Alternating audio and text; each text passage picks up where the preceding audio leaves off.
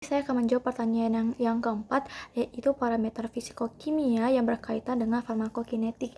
Jadi yang pertama itu saya kasih contohnya, itu ada kelarutan, di mana kelarutan itu merupakan konsentrasi zat terlarut yang berada dalam kesetimbangan dengan zat terlarut padat gitu.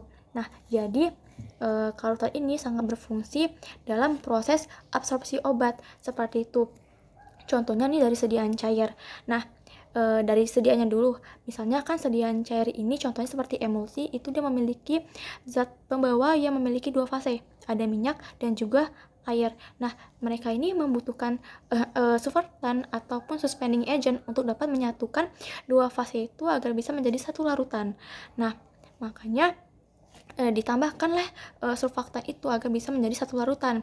Dan kenapa? Karena dalam sediaan cair itu harus membentuk larutan agar dapat diserap oleh tubuh dan aktivitas biologisnya bekerja dengan baik. Terus juga pelarut ini dia itu diperlukan agar obat itu bisa berinteraksi nantinya dengan reseptor.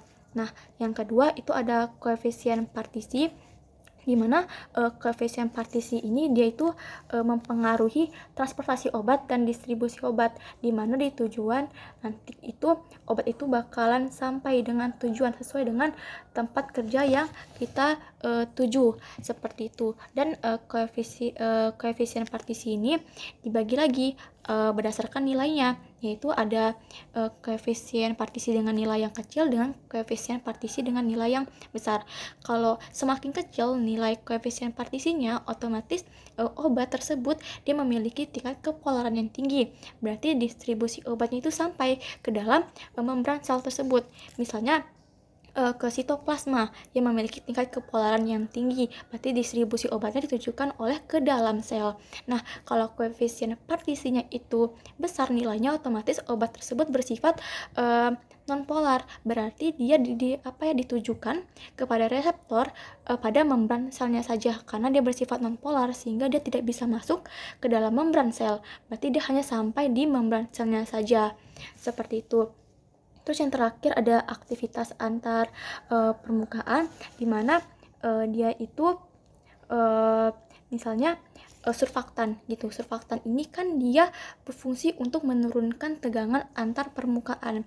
Nah, kalau dia menurunkan tegangan permukaan, otomatis laju absorpsi itu akan stabil atau maksimal seperti itu. Nah, perlu diketahui juga bahwasannya konsentrasi surfaktan itu yaitu memiliki rentangnya masing-masing, dan jika kita menggunakan konsentrasi yang tinggi atau terlalu tinggi, itu akan berpengaruh dengan laju absorpsinya seperti itu, karena itu dapat menyebabkan obat itu jadi terionisasi. Maksudnya di sini dia jadi tidak polar, tidak bisa menembus membran sel itu sendiri. Itulah yang akan mungkin mempengaruhi atau mengganggu dari kerja obat, distribusi obat tersebut, dan absorpsinya seperti itu. Terima kasih.